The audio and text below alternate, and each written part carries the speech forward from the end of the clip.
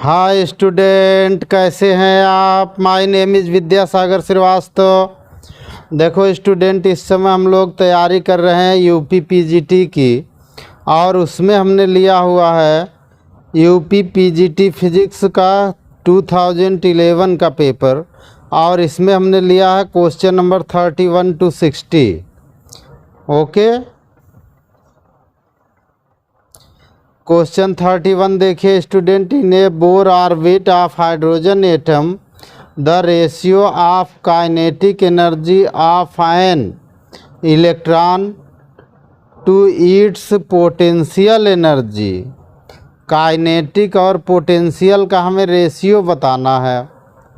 तो देखो स्टूडेंट, जो काइनेटिक एनर्जी का फार्मूला होता है K is equal to, according to Bohr's model, Z square upon 8 pi epsilon naught R होता है।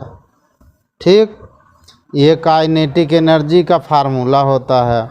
पोटेंशियल एनर्जी का फार्मूला होता है U is equal to minus Z square upon 4 pi epsilon naught are.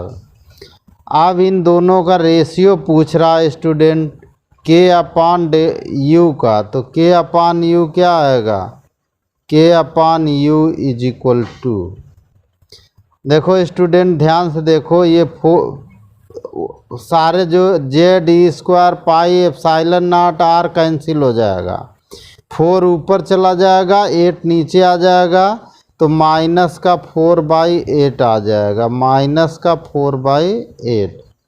ठीक, इसको divide कर दो, minus का 1/2 आ जाएगा। ठीक है, आंसर हमारा थर्ड सही हो रहा है। देखिए थर्ड ऑप्शन दिया हुआ है, तो हमारा ये ऑप्शन है third. Okay student,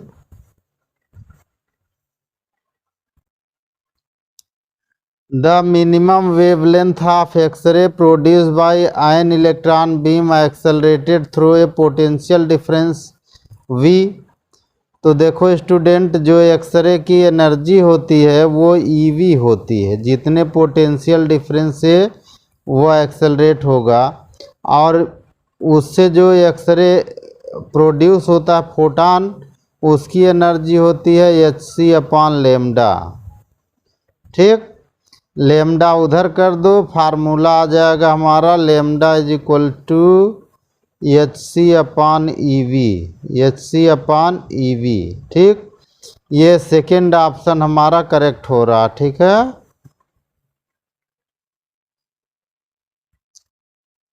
half life of a radioactive sample is, यानी T हाफ दे रखा है, ध्यान से देखिएगा स्टूडेंट।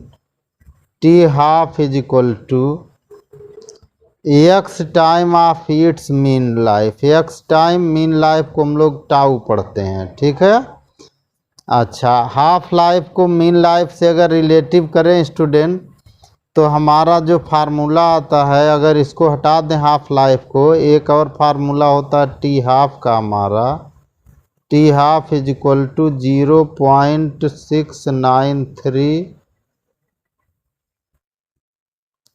ठीक, इतना टाउ होता है। अब इन दोनों को अगर हम इक्वल कर दें स्टूडेंट, तो x की वैल्यू हमारी आ रही है 0.693, और वो सेकेंड ऑप्शन में हमारा करेक्ट है। ठीक है, तो हमारा सेकेंड ऑप्शन करेक्ट हुआ। ठीक है, देखो student question number 34, the binding energy per nucleon of oxygen atom.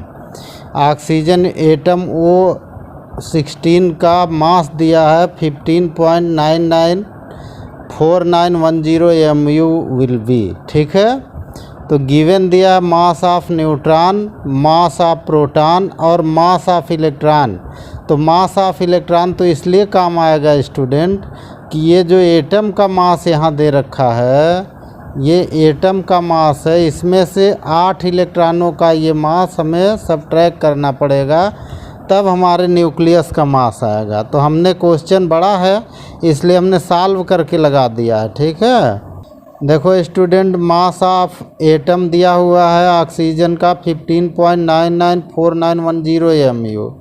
अब मास ऑफ इलेक्ट्रॉन हो जाएगा, 8 इलेक्ट्रॉन होते हैं ऑक्सीजन में, तो इलेक्ट्रॉन का मास दिया 0.0005486 mu। इनको मल्टीप्लाई करने पर इतना इलेक्ट्रॉन का मास आ जाएगा। तो मास ऑफ न्यूक्लियस जो होगा वो एटम के मास में से इस मास को माइनस करने पर आएगा। वो हमने माइनस कर दिया तो हमारे न्यूक्लियस का मास इतना आया 15.990512। ये ऑक्सीजन के न्यूक्लियस का मास आया।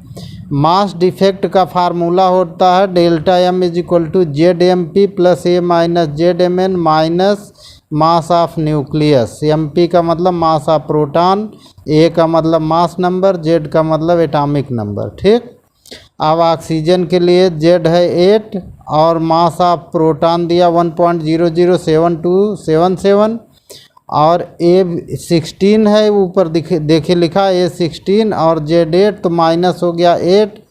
और मास ऑफ न्यूट्रॉन दिया है 1.008665 और माइनस एम एन की ये वैल्यू यहाँ हमने लिख दी है।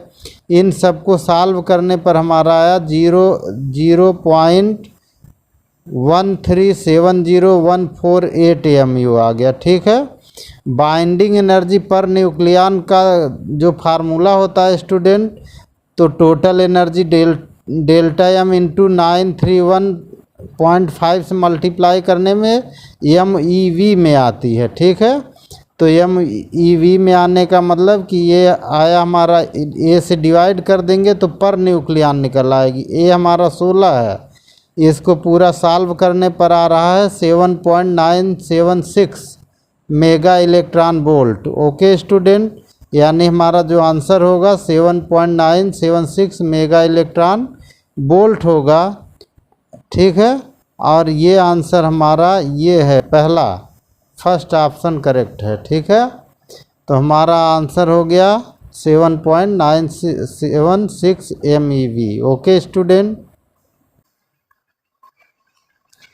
ये nuclear reactor is said to be critical when the neutron production factor K की वैल्यू जब 1 होती है तब क्रिटिकल होता है। अब ये तो आपको लर्न करना चाहिए स्टूडेंट। ठीक है, question number 36, if eta is equal to M L की पावर -1 टी की power -1 where v is velocity, a is area and t is time, then which of the following is correct।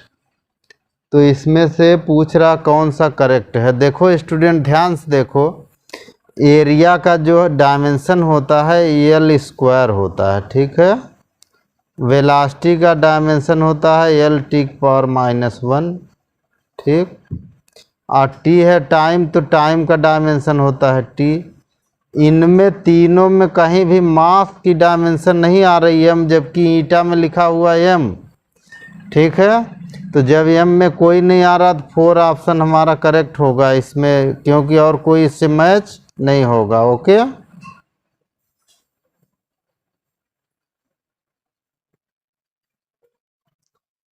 The dimension of A upon B in the relation P is equal to A plus X upon B है। तो इसी को हम break कर लेते हैं student. तो P is equal to A upon B और प्लस एक्स अपॉन बी। आप ध्यान से देखिएगा स्टूडेंट, एक्स डिस्टेंस है, मीटर है, लेकिन सेम यूनिट वाली फिजिकल क्वांटिटी ही ऐड या सब्ट्रैक्ट होंगी। तो ए अपॉन बी का जो डायमेंशन होगा वो प्रेशर की डायमेंशन होगी। ठीक, अब प्रेशर की डायमेंशन तो आपको लर्न होगी। पहला ऑप्शन है एम एल की पावर -1 टी की पावर -2। ठीक है, तो पहला ऑप्शन करेक्ट है। ओके,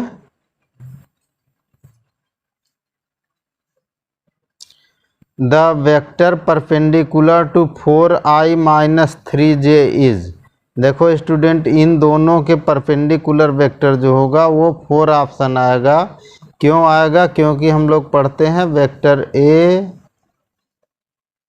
डॉट वेक्टर बी, जब इनका डॉट प्रोडक्ट 0 आता है तो आप इसके 4 वाले से इसको मल्टीप्लाई कर लीजिए, 0 आ जाएगा। ठीक है, 4 3 जा 12 आ जाएगा, आई का 1 होता है, इधर भी 4 3 जा 12 आ जाएगा, जे का 1 होता है, प्लस माइनस का माइनस हो जाएगा, तो 12 माइनस 12 0 हो जाएगा। ठीक, 4 ऑप्शन करेक्ट है।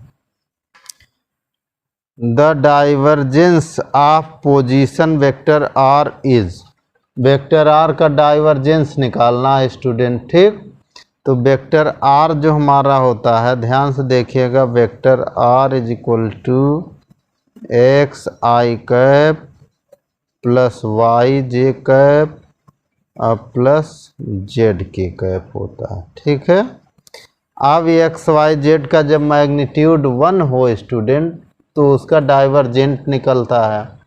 तो डाइवर्जेंट के लिए हमारा फार्मूला डी आई वी लिखते हैं, डी आई वी, ठीक, R vector is equal to, ठीक, तो जब इसका हम लोग एक्स के रिस्पेक्ट में डिफ्रेंशिएट करेंगे D X upon D X, Y वाले का वाई रिस्पेक्ट में करेंगे D Y upon D Y, Z वाले का जेड के रिस्पेक्ट में करेंगे तो plus D Z upon D Z. ठीक, ये आ जाएगा 1 + 1 + 1 इज इक्वल टू 3 आ जाएगा। ठीक है, तो इसके डाइवर्जेंस का फार्मूला की वैल्यू 3 होती है, यानी थर्ड ऑप्शन इसमें करेक्ट है। ठीक है, 3 ऑप्शन ओके। तो देखो स्टूडेंट, जो मोमेंटम और काइनेटिक एनर्जी का फार्मूला हम लोग पढ़ते हैं वो पढ़ते हैं P is equal to √2m के पढ़ते हैं। ठीक, क्या पढ़ते हैं? √2m के। तो पहले के लिए m1 k1 हो जाएगा, काइनेटिक एनर्जी सेम है तो m1 ले लेंगे, k को सेम करेंगे। दूसरे बॉडी के लिए P2 हो जाएगा √2m2k हो जाएगा। डिवाइड कर दो स्टूडेंट तो आ जाएगा P1 upon P2 is equal to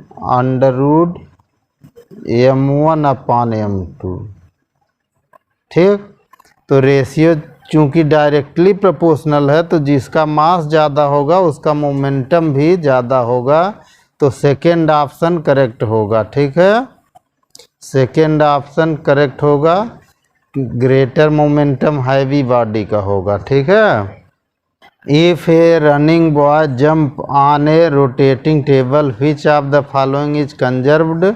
तो देखो स्टूडेंट, रोटेटिंग टेबल जो होती है, घूमने वाली रोटेशनल मोशन में ज़्यादातर एंगुलर मोमेंटम कंजर्व होता है, थर्ड ऑप्शन करेक्ट होगा। ठीक है,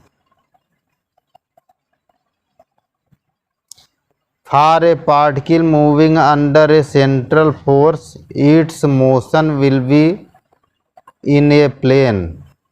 ठीक है, जो जिसका सेंट्रल फोर्स जो है किसी के अंदर मोशन होगा तो उसमें मोशन इन ए प्लेन होता है। ठीक है, अब देखो student, question number 43, if the potential energy of A particle, यहाँ पे V छपा है स्टूडेंट, ये U होना चाहिए पोटेंशियल एनर्जी, तो अब यहाँ हम लोग V ही लेके चलेंगे। ठीक है, तो V इज इक्वल टू हमारा दिया 1/2। ठीक है, K कोई कांस्टेंट है, x² + y²। ठीक है, जो फोर्स का हमारा फार्मूला होता है student, F is equal to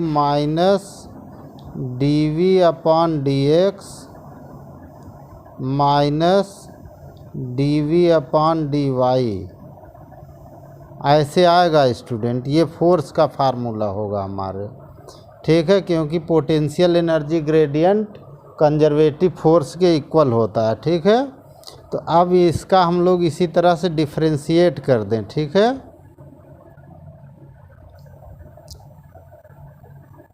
तो हमारा v दिया हुआ है student, v is equal to 1/2 K X square plus Y square, ठीक, dv upon D X comma Y, ठीक, एक्स वाला एक्स के रेस्पेक्ट में करेंगे और वाई वाला वाई के रेस्पेक्ट में 1/2 के, ठीक, एक्स वाले का हो जाएगा 2x और वाई वाले का हो जाएगा 2y, ठीक है, और 2 कामन ले लो, कैंसिल हो जाएगा, ये हो जाएगा k, ठीक, ब्रैकेट में आ जाएगा x प्लस वाई, ठीक है।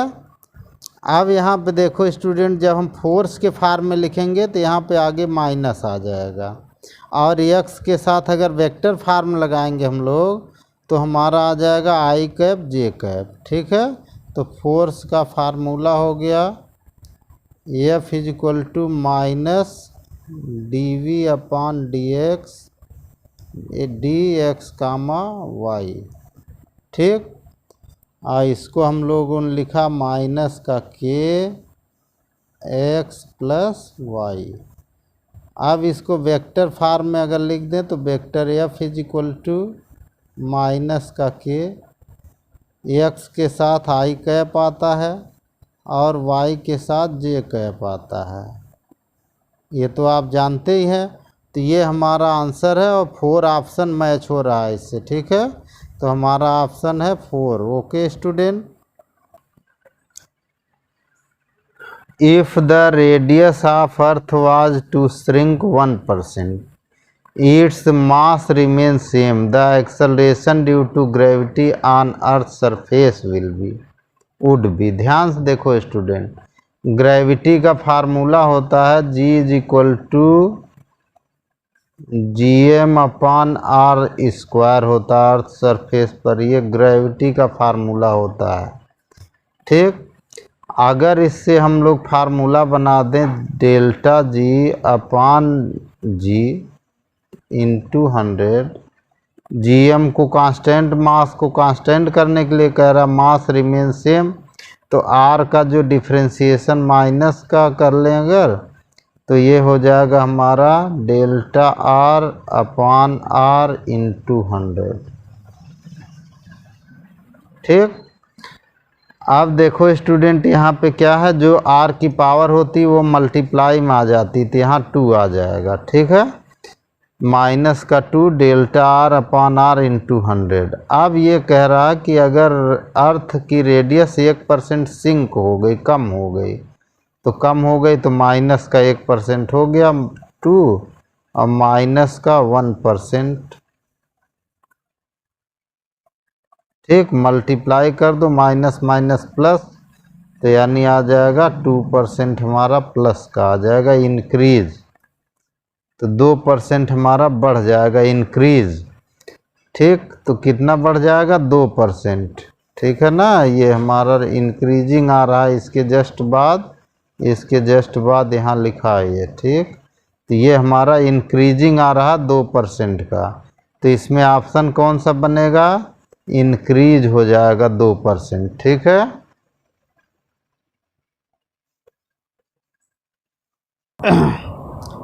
If the acceleration due to gravity on the earth surface is g, the gain in the potential energy of an object of mass m raised from the surface of the earth to height equal to the radius re of the earth surface। देखो student, इसको आप एक तो formula learn हो तो आसानी से कर सकते हैं। जो एनर्जी की गेनिंग होती है, पोटेंशियल एनर्जी का gain of potential energy, delta U is equal to, ठीक, उसका फार्मूला होता है mgh upon 1 plus h upon re होता है, ठीक। इस फार्मूले में h की वैल्यू r रख दीजिए, इसमें re दे रखा तो re रख दीजिए, ये re होता है, ठीक है। तो डेल्टा यू की वैल्यू क्या आ जाएगी, delta U is equal to mg re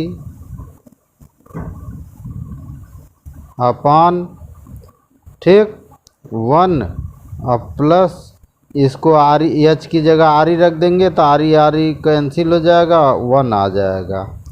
तो 1 + 1 का 2 हो जाएगा, यानी half M G R E हो जाएगा। पहला ऑप्शन इसमें आ रहा है, ठीक है। ये पहला ऑप्शन करेक्ट है, ठीक है।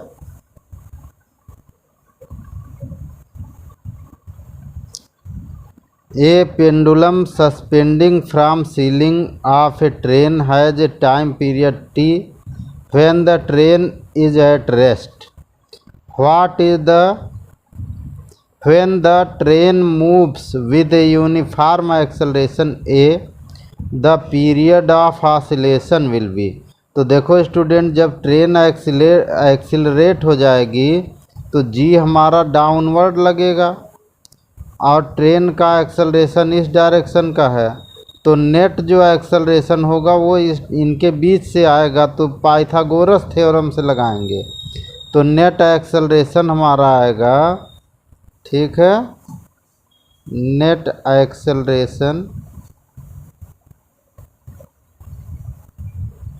एक्सेलरेशन हमारा जो आएगा, ठीक है, वो हम कैपिटल ए ले लें तो is equal to under root का आएगा G square plus A square, ठीक है, क्योंकि दोनों परपेंडिकुलर हैं।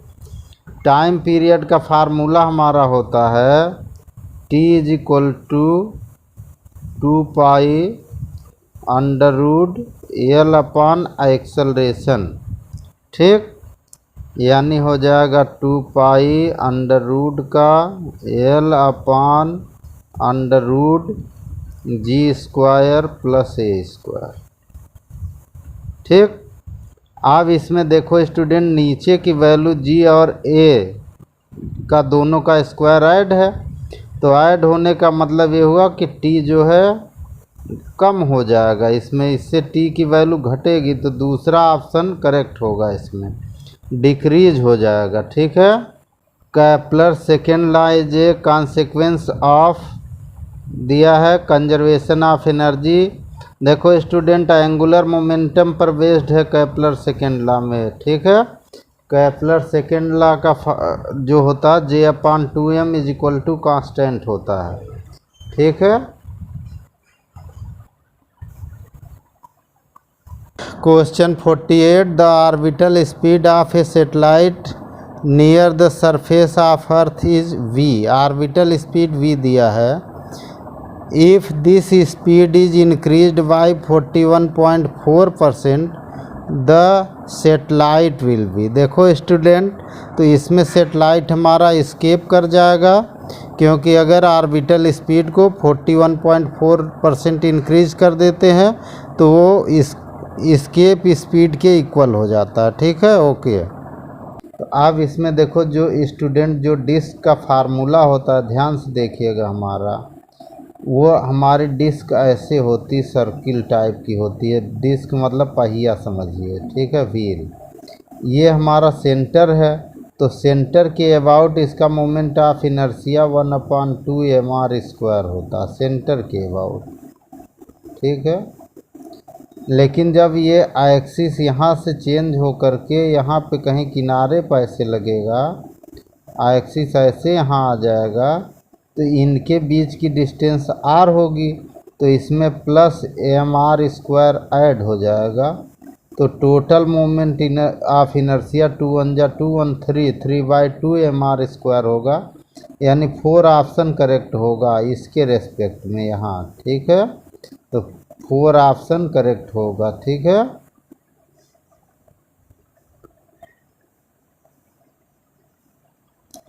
ये string is bound round A hollow cylinder of mass 3 kg, radius 40 cm। The string is pulled with a force of 30 N, ठीक है। The angular acceleration of cylinder will be. देखो student, इसमें हम लोग जो फार्मूला लगाएंगे R/F, ये हो गया हमारा मोमेंट, और मोमेंट का फार्मूला होता है I/α, ठीक, और ये होता है टाउ के इक्वल दोनों।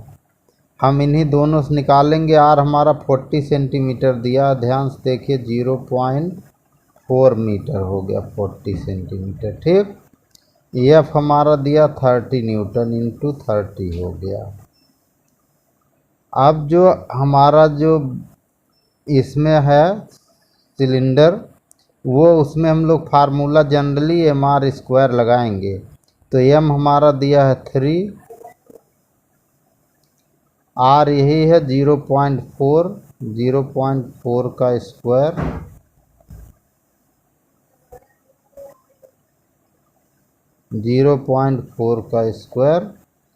एम आर स्क्वायर हो गया और अल्फ़ा हमें निकालना है।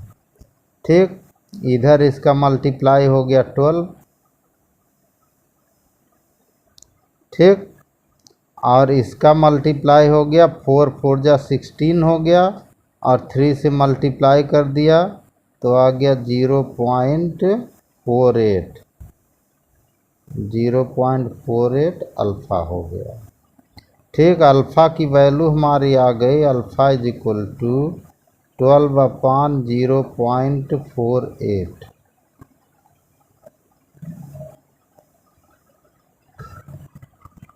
इसको डिवाइड करने पर 25 आ रहा है स्टूडेंट। कितना आ रहा है? 25। यानी हमारा पहला ऑप्शन इसमें करेक्ट हो रहा है। ठीक है, तो हमारा फर्स्ट ऑप्शन 25 रेडियन पर सेकेंड सही है। ठीक है, अब देखो student, if Y and K be the Young modulus and bulk modulus of a material, then तो हमारा यंग मॉडुलस और बल्क मॉडुलस जो है वाई और के दिए हैं।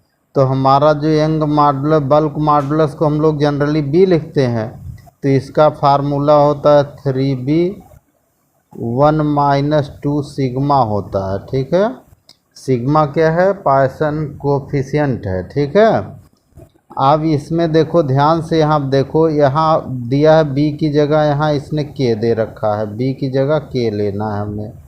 तो इसी फार्मूले में हम बी की जगह के ले लें। ठीक, तो ये वाई की वैल्यू हो जाएगी 3k 1 - 2 सिग्मा। ठीक, अब जो सिग्मा की वैल्यू होती है लेस देन हाफ होती है, आधे से कम आती है, 1/2 से कम आता है। तो इस कंडीशन में 1 में से कुछ माइनस होगा तब y 3k के इक्वल हो रहा है। इसका मतलब 3k ज़्यादा है, y कम है। और भी आप इसको बना सकते हो, आप 2 सिग्मा वैल्यू निकाल लो, फार्मूला बना लो, तब भी निकलेगा। यानी 4 ऑप्शन हमारा करेक्ट होगा इसमें। ठीक, आप ऐसे भी इसी फार्मूले से लगा सकते हो, y is equal to 3k, ठीक, 1 - 2 सिग्मा दे रखा है, देखो 2 सिग्मा। ठीक, y/3k कर लो, इज इक्वल टू 1 - 2 सिग्मा हुआ 2 सिग्मा कितना हो गया? 2 sigma is equal to 1 - y/3k हुआ, हो गया। अब यहाँ से भी आप देखो कि y/3k जो है, ठीक, इसकी वैल्यू 1 में से घटाई जा रही, तब 2 सिग्मा की इक्वल हो रही है। इसका मतलब ऊपर वाला जो होगा y/3k जो है ये 1 से कम होगा ना, तो ऐसे भी लिख दो y/3k। ठीक, ये 1 से कम होगा, 1 से कम होने का मतलब क्या लिखते हैं? ऐसे लिखेंगे 1। ठीक, तो 3k इधर कर दो, 3y जो है y लेस देन 3k आ जाएगा, 4 ऑप्शन हो जाएगा। ठीक है, आप ऐसे भी दिखा सकते हो।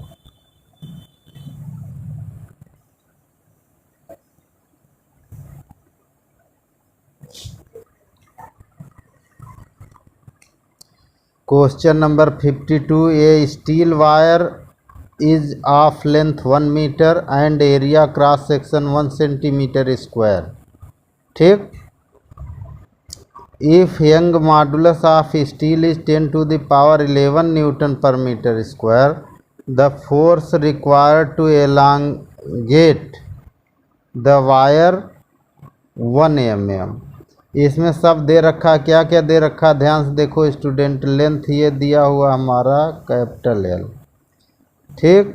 एरिया दे रखा है ए, ये ए दे रखा है, ठीक। और ये एलांगेशन दे रखा है, तो ये स्मॉल एल हो गया। हम सब एसआई में लेंगे, फार्मूले में डायरेक्ट रखेंगे, क्योंकि ये ऑब्जेक्टिव क्वेश्चन है, आपको करने का ढंग मैं बता रहा हूँ, ठीक है। फार्मूला हमारा होता है F is equal to Y A small L upon capital L, ठीक। ध्यान से देखिएगा, y की वैल्यू कितनी दे रखी है, 10 की पावर 11, 10 की पावर 11 दे रखी है, इनटू एरिया कितना दे रखा, 1 centimetre square.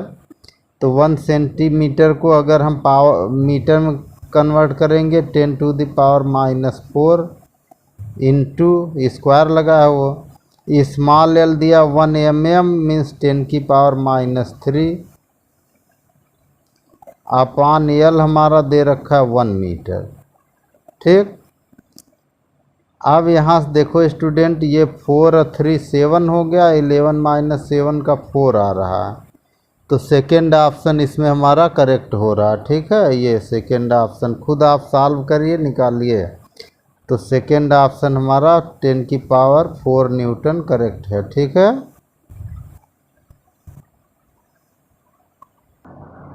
The depression at the free end of a cantilever of the length L is delta, ठीक है। कांटिलीवर क्या होता है, ऐसे रॉड होती है एक स्टूडेंट, आप तो जानते हैं, ये ऐसे कांटिलीवर की रॉड होती है, ये इसका फ्री एंड है, ये फ्री एंड है, ठीक है। और इधर जो है फिक्स एंड है। अब इधर जब वेट सस्पेंड होता तो ये नीचे की ओर वेट W जब सस्पेंड होता है तो ये ऐसे टर्न होती है, ठीक। ऐसे टर्न होती है, तो यहाँ के लिए फार्मूला अलग होता है। यहाँ अगर एक हम पॉइंट P ले लें और इसकी डिस्टेंस x मान लें, तो x के लिए स्टैंडर्ड फार्मूला होता है। इसी x वाले फार्मूले के लिए यहाँ तो हमारा डेल्टा दिया है डिप्रेशन, और यहाँ का डिप्रेशन पूछ रहा है, ये डेल्टा डैश है, ठीक। लेकिन x की वैल्यू यहाँ पे L/4 लेना है हमें, x की वैल्यू L/4 लेना है, ठीक है। हमने क्वेश्चन बड़ा था, हमने सॉल्व कर दिया है, आप उसका अध्ययन करिए, हम उसको एक्सप्लेन कर दे रहे हैं, ठीक है। यहाँ देखिए, देखो स्टूडेंट, इस पॉइंट पर यहाँ पे ये जो हमारा x है इधर, इसी की वैल्यू है L/4 दे रखा है, ठीक है। और यहाँ से पूरा यहाँ से लेकर यहाँ तक L होता है, तो इधर हो गया L-x, ठीक। और ये है फ्री एंड यहाँ है, तो इधर का हमारा हो गया डेल्टा, W इधर वेट आ रहा है, और यहाँ का हमसे पूछ रहा है इस जगह का डिप्रेशन यहाँ का, ठीक। ये डिप्रेशन हो गया डेल्टा डैश। तो डेल्टा डैश का जो फार्मूला होता है वो होता है स्टूडेंट W/YI/L(x²/2 - x³ / 6। x जो है इस पॉइंट का ये जो है फ्री इधर से फिक्स एंड से डिस्टेंस है, ठीक है। और L टोटल लेंथ है, यानी यहाँ से फ्री एंड तक का जो है, ये है फिक्स एंड यहाँ और फ्री एंड है यहाँ, तो इन दोनों के बीच की जो डिस्टेंस है वो L है, ठीक है। तो ये फार्मूला होता है, इसमें अगर x की वैल्यू L रख देंगे तो डेल्टा की वैल्यू ऊपर वाली आ जाएगी, इसलिए किसी रॉड के लिए फार्मूला का होता है delta is equal to W(L³/3YI)। y means Young modulus, I means moment of inertia. अब इसमें हमें यहाँ पे पॉइंट P पे एक पॉइंट लिया था, हमने पीछे बताया था, मान लीजिए यहाँ पर हमें निकालना है, कोई P पॉइंट है यहाँ, ठीक। तो इस पॉइंट के लिए x की जगह हमें लेना है L/4, तो x की जगह L/4 रख दिया हमने, तो L²/16 हो गया, और यहाँ x की जगह रख दिया तो L³/64 हो गया। अब इन दोनों में देखो L³ कॉमन हो गया, और 16 × 2 = 32 इसमें है ही है, और इसमें भी है 32, इसमें भी है, तो 32 हमने कॉमन ले लिया, L²/32, तो यहाँ 1 आ गया और यहाँ 1/12 आ गया, ये 6 है, 2 इसका बचा, 12 आ गया। अब एलसीएम कर दिया हमने, तो 12 1 जा 12 -1 11/12 आ गया, WL³ YI 32। अब इस 12 में से हमने 3 निकाल के बाहर कर दिया, तो ये W के साथ आ गया, WL³ 3YI हो गया हमारा, ठीक। और बचा इधर 11 इसमें से हमने 12 निकाल दिया, तो 3, तो 4 बचा, 4 का 32 मल्टीप्लाई कर दिया, 4 2 जा 8, 4 3 जा 12, 128 आ गया। इसको हमने 11 को 128 से डिवाइड किया, तो 0.085 आ गया, ठीक। और इधर जो है WL³ ये जो दिया है, ये यहाँ फार्मूले से डेल्टा हो गया, तो इसको हमने डेल्टा रख दिया, तो रिजल्ट हमारा आ गया 0.085 डेल्टा, ठीक है। यानी हमारा आंसर हुआ 0.085 डेल्टा, ओके। यानी हमारा इसमें भी फर्स्ट ऑप्शन करेक्ट है, ठीक है।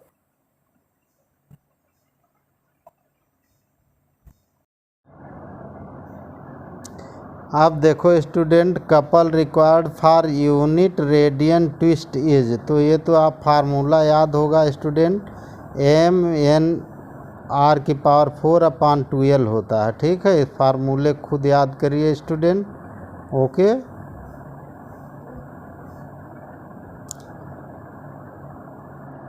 Pressure inside 2 soap bubble is 1.01 and 1.03 atmosphere, ratio between their volume is. तो देखो स्टूडेंट, जो हमारा यहाँ पे प्रेशर है, वो एक तो प्रेशर हमारा 1.01 है एटमॉस्फेयर। अगर हम इसमें से एटमॉस्फेयर का प्रेशर माइनस करेंगे 0.01 आएगा। दूसरा 1.03 है, अगर इसमें से एटमॉस्फेयर का प्रेशर माइनस करेंगे तो हमारा आ जाएगा 0.03। ये भी क्वेश्चन थोड़ा बड़ा है, तो हमने सॉल्व करके लगा दिया है, ठीक है।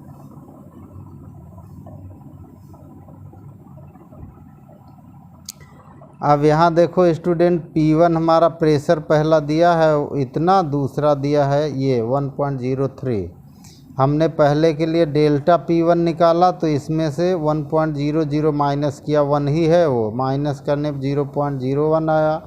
दूसरा डेल्टा P निकाला 1.03 में से, इसको माइनस किया तो 0.03 P आया।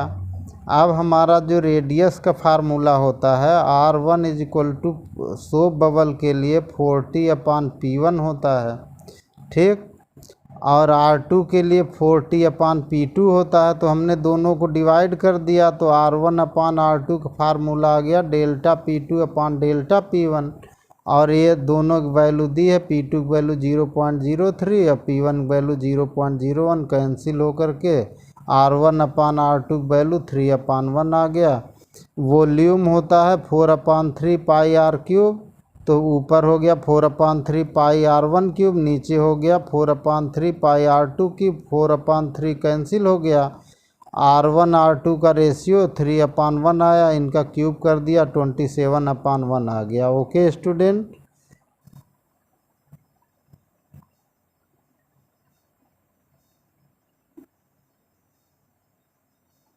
यानी हमारा इसमें पहला ऑप्शन करेक्ट है, ठीक है, 27/1, okay.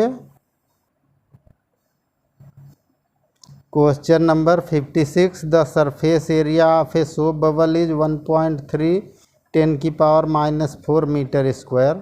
The work done is making its double of radius 0.05 metre by blowing will B.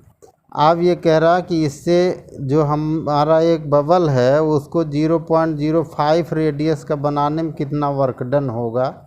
पहले उसका सरफेस एरिया इतना था, ठीक है। अब देखो स्टूडेंट, ये भी क्वेश्चन थोड़ा बड़ा है, तो हमने सॉल्व करके पीछे लगा दिया है। इसमें पहले रेडियस दिया है, रेडियस से हम लोग निकालेंगे पहले सरफेस एरिया, फिर निकालेंगे इंक्रीजिंग इन एरिया, उसके बाद निकालेंगे वर्क डन। ठीक है,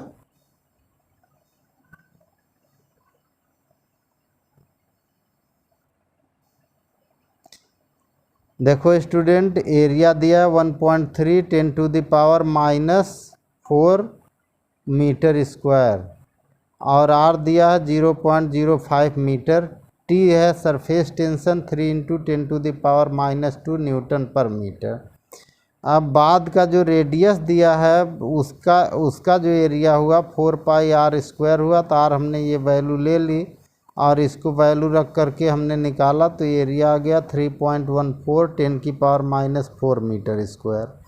इंक्रीजिंग इन एरिया होता है तो बाद वाले में से पहले वाला माइनस कर दिया, तो बाद वाला एरिया है 314 10⁻⁴ मीटर स्क्वायर माइनस 1.3 10⁻⁴ मीटर, और रिजल्ट हमारा आ गया 312.7 10⁻⁻⁴ मीटर स्क्वायर।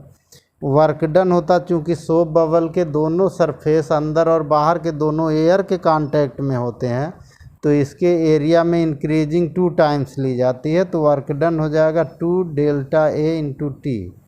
तो 2 हो गया हमारा, डेल्टा ए की वैल्यू 312.7 इंटू 10⁻⁻⁴ और सरफेस टेंशन दिया 3 × 10⁻⁻²।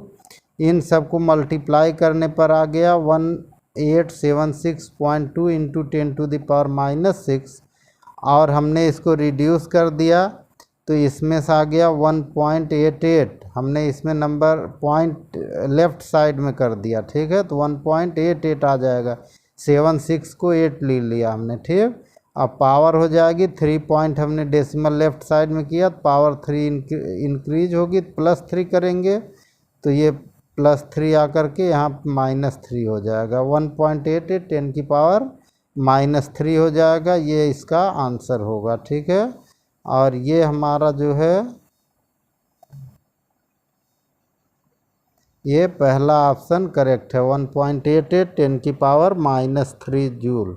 Okay student, if water of surface tension 79 पर centimetre rise in a capillary up to 8 centimetre, the radius of capillary will be. तो देखो स्टूडेंट, रेडियस का फार्मूला होता है R = 2t cos थीटा, तो theta water के लिए 0 डिग्री होता है, अपॉन h ρg। ठीक, वैल्यू सबकी आपको पता है, 2 × 70 into cos 0 value 1 upon h दिया है 8 सेंटीमीटर, डेंसिटी होती है हमारी 1 ग्राम पर सेंटीमीटर क्यूब, और एक्सेलरेशन ड्यू टू ग्रेविटी होती है 980 इतना सेंटीमीटर पर सेकेंड स्क्वायर। इसको डिवाइड करने पर स्टूडेंट आप सॉल्व कर लीजिए, तो आ रहा है 0.01 इतना आ रहा, डिवाइड करने पर आप डिवाइड करिए निकल आएगा। ठीक है, यानी ये आंसर 5 को रिड्यूस कर दो तो 7 का 8 हो जाएगा, थर्ड ऑप्शन करेक्ट है। ठीक है स्टूडेंट,